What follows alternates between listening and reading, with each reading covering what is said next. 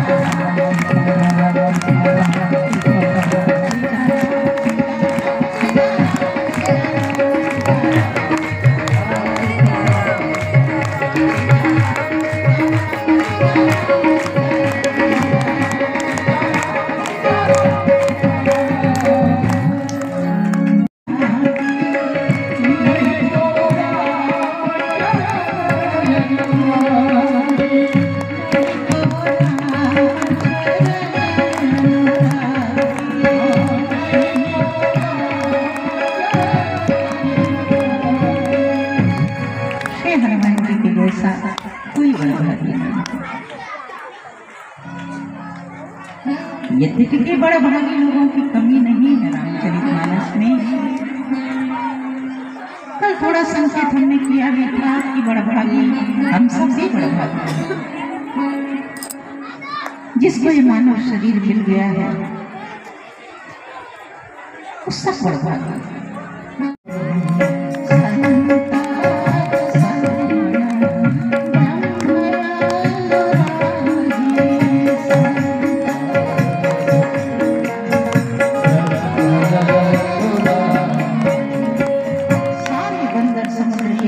बैठ के कहते हैं हम लोग कितने बड़भागी हैं कि सगुण साकार प्रभु श्री राम की सेवा में जुड़े हैं। हम कथा सुन करके सत्संग कर करके हमारे जीवन में और भगवान के प्रति अगर प्रीति जग गई, प्रेम जग गया, तो समझ जाइए कि कथा का फल मिल गया। और नहीं हम आकर के 5 दिन कथा सुनते रहे, वो भाव विभोर होकर कथा सुने और प्रतिवर्ष सुनते रहे, लेकिन सुनने के बाद भी हमारे हृदय में अगर कोई परिवर्तन नहीं आया तो ठीक वही बात हुई ना। जैसे एक बार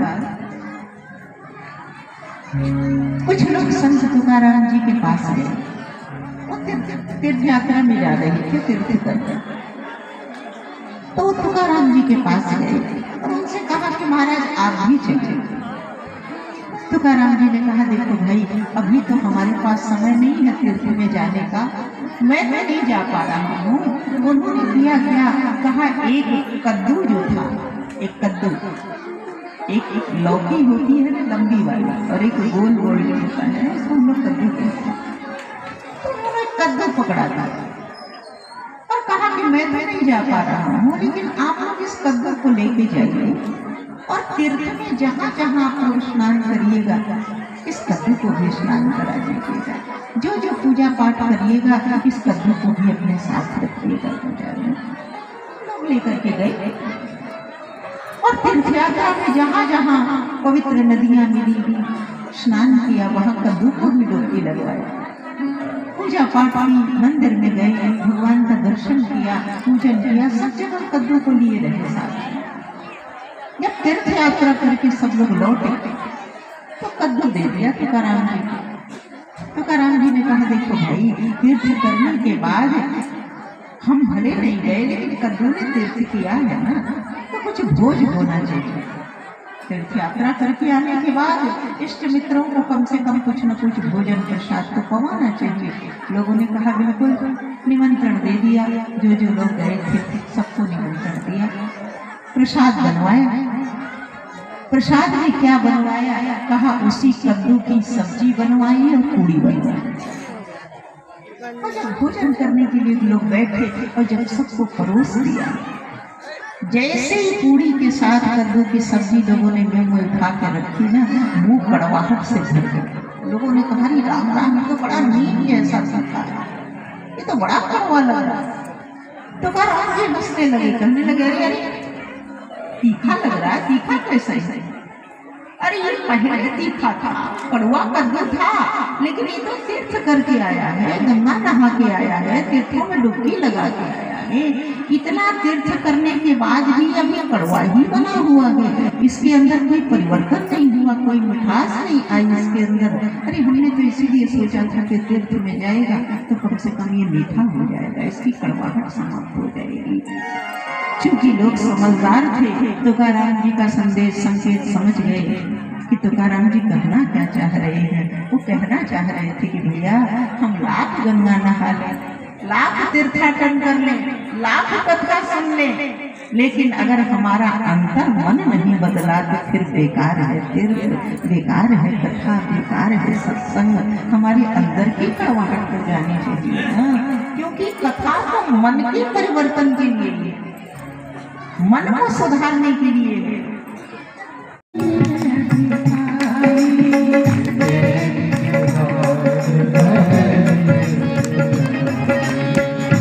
स्वामी जी कहते हैं कि आजकल संसार में जितने लोग हैं प्राय देखा जाए ना, वो नदी और सरोवर की तरह। जैसे नदी में जब बरसात का दिन आता है और जब पानी बरसता है तो नदी में बाढ़ आ जाती है। सरोवर में नदी बरसात के पानी से सरोवर भी उफन जाता है, यानी जब उसके अंदर पानी आता है तो उफनने लग जाता है। कहा आज के युग में प्रायः मनुष्य ऐसे हैं जो अपनी बढ़ोतरी से ही उतरा जाते हैं, एकदम उनके पैर धरती पर नहीं चलते। वो खुश होते हैं कब? कहा अपनी बढ़ोतरी से। लेकिन संसार में ऐसे लोग बहुत कम हैं। सचन सकृत संधो संधो, सचन सकृत सिंधु समो, सचन सकृत सिंधु समो,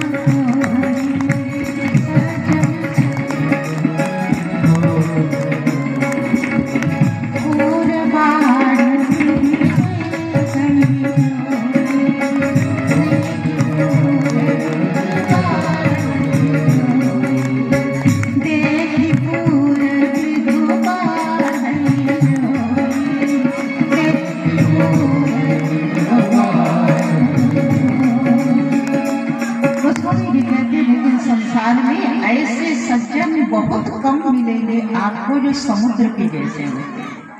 समुद्र की विशेषता क्या है? समुद्र की विशेषता ये है कि समुद्र रहता है धरती पर और चंद्रमा का चंद्रमा रहता है आकाश में। जमीन और आसमान की दूरी है समुद्र और चंद्रमा में। लेकिन समुद्र के घर में कभी जल की कमी नहीं होती। क्यों नहीं होती? तो गोस्वामी जी कहते हैं कि संसार में ऐसे समुद्र जैसे सज्जन कम लोग मिलेंगे जैसा ये समुद्र है। समुद्र की विशेषता है, समुद्र में ज्वार भाटा आता है, लेकिन समुद्र में ज्वार कब आता है? कहा जब पूर्णिमा की रात होती है और पूर्णिमा के दिन जब चंद्रमा आकाश में बिल्कुल खाली के जैसे निर्मल जब चमकता है ना, तो पूर्ण चंद्रमा को देखकर समुद्र इतना प्रसन्न होता है कि खुशी के मारे उसमें उताल तरंगें उठने लगती हैं, इतनी ऊंची ऊंची लहर उठने लगती है जैसे लगता है वो उछल के समुद्र को चूम लेगा। इतना खुश होता है वो समुद्र चंद्रमा की पूर्णता देख करके, उसकी बढ़ोतरी देख करके। तो संसार में समुद्र के पास कभी जल की कमी नहीं होती, क्योंकि चंद्रमा की बढ़ोतरी देख के खुश होता है, पूर्णता देखकर खुश।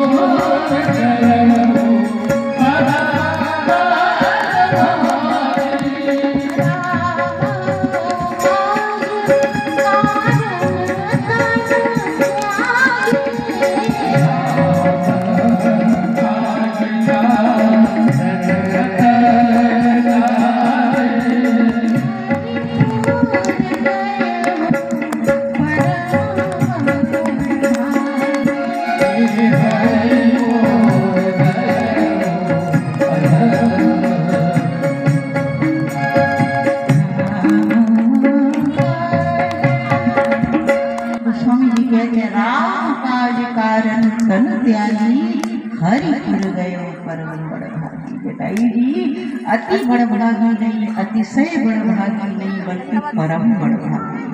क्यों? क्योंकि इन्होंने राम काज में अपने प्राणों की आहुति दी।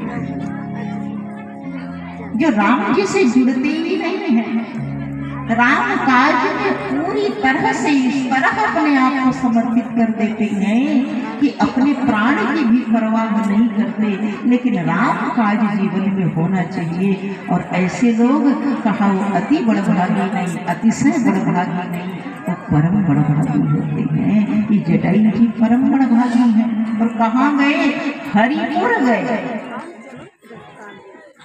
अहिल्या जी तो गई पति लोक आनंद भरी। अहिल्या जी अपने पति के लोक को गई, लेकिन जटायु जी कहा, जटायु जी हरिपुर गए, भगवान के धाम को गए। और भगवान के धाम को ही नहीं गए, भगवान का स्वरूप भी मिल गया उनको। जैसे स्वरूप भगवान का है, कहा वैसा स्वरूप भी मिला। तो ये परम बड़भागी है। कौन? कहा जटायु जी। लेकिन हनुमान जी के लिए गोस्वामी जी कहते हैं कि नहीं, कोई अति बड़भागी हो जाए, अतिशय बड़भागी हो जाए, परम बड़भागी हो जाए, लेकिन हनुमान जी का हनुमान सा बड़ा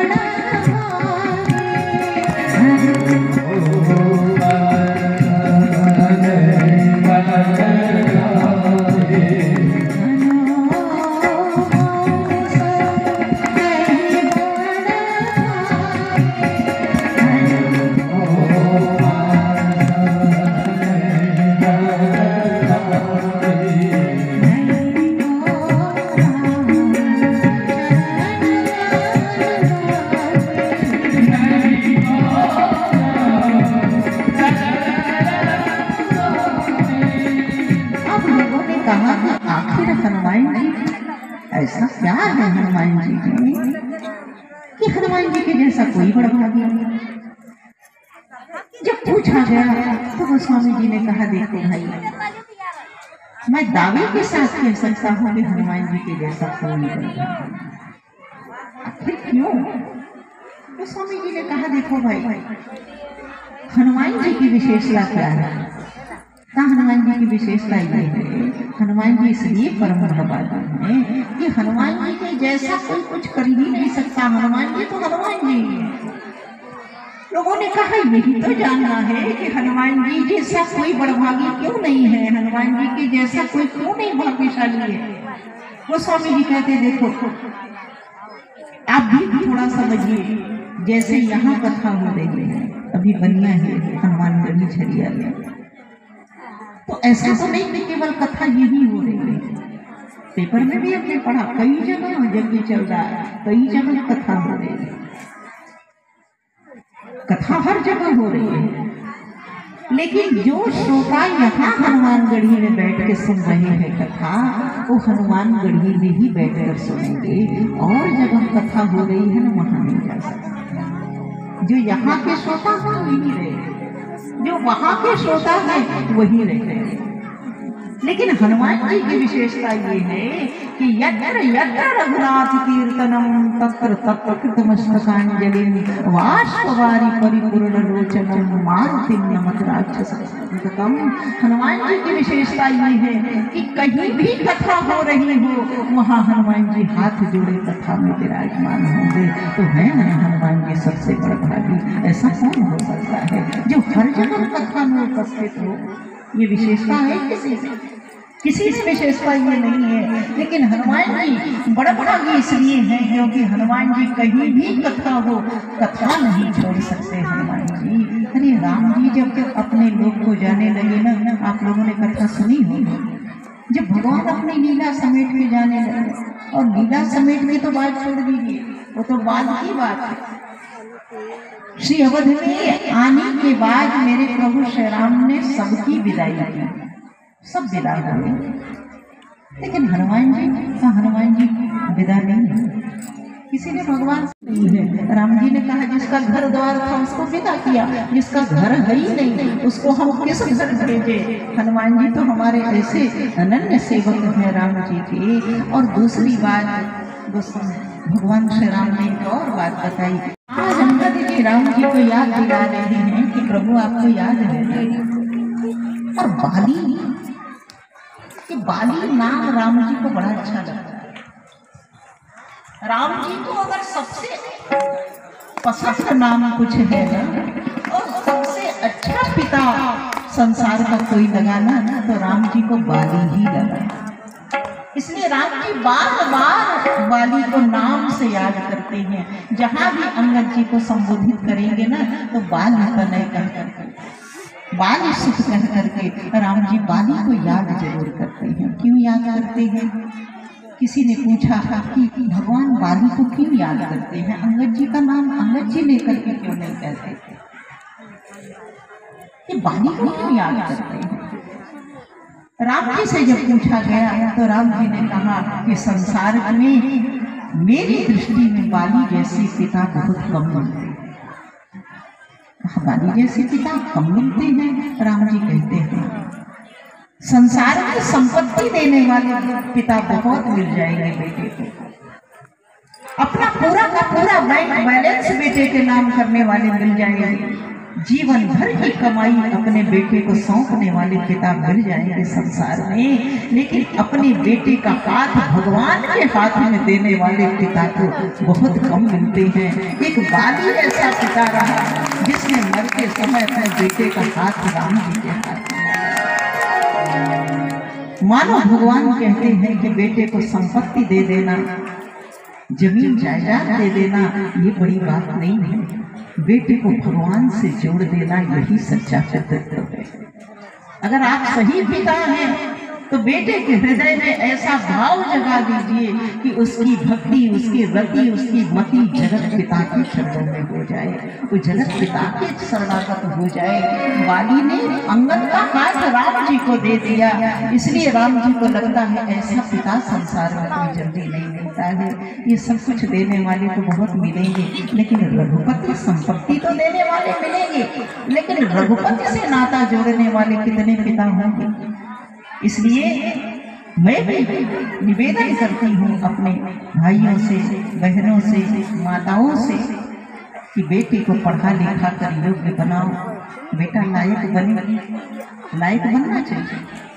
बेटा नालायक बने और नालायक भी बन जाए तो मैं कहती हूँ चिंता मत करना। बेटा अगर नालायक भी बन जाए ना तो परेशान मत होना। बेटा थोड़ा नालायक हो जाए, घर में बहू थोड़ी झगड़ालू आ जाए तो भी परेशान मत हो। क्यों? कहा ये भी कुछ न कुछ प्रभु की मर्जी है, आपकी भलाई है।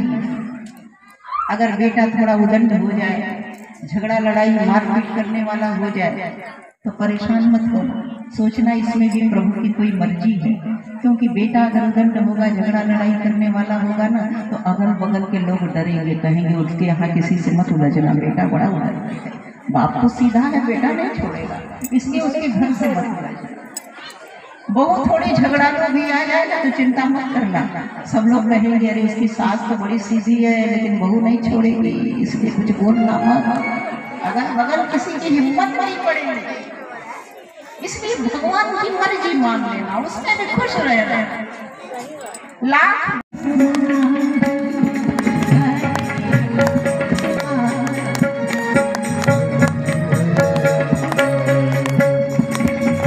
सोचता हूँ कि राम को युवराज पद दे। वशिष्ठ जी ने कहा कि राम को युवराज पद देना है, कहा हाँ गुरुदेव, क्योंकि मैंने एक चीज देखा, एक चीज समझा। क्या समझा? कि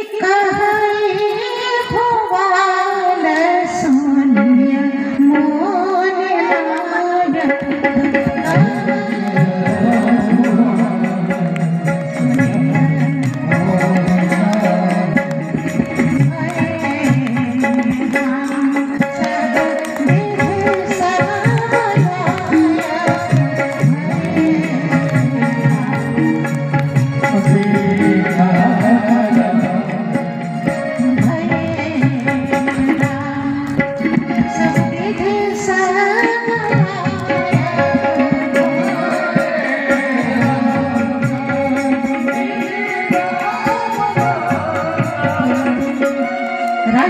जी महाराज कह रहे हैं कि गुरुदेव, मेरी समझ से मेरे राम सब तरह से, सब प्रकार से लायक हो गए।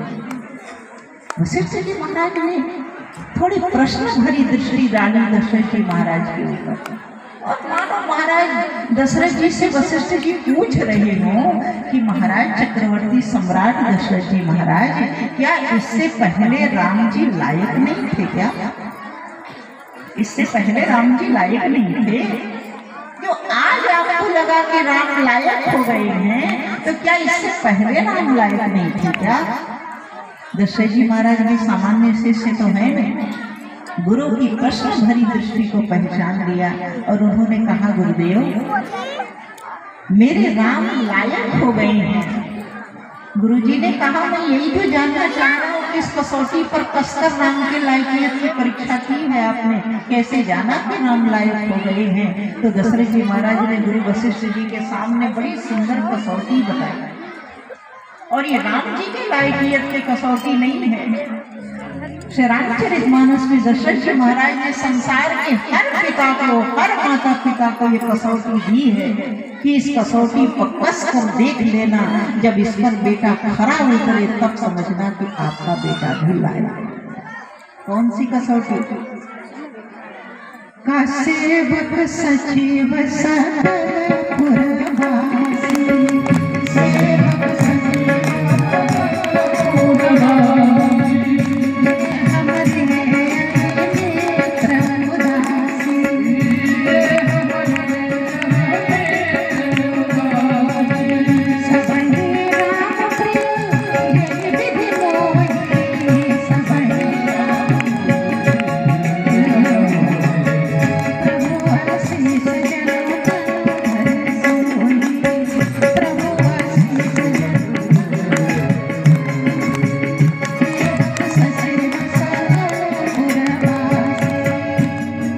दशरथ जी महाराज कहते हैं गुरुदेव, हमने अपने राम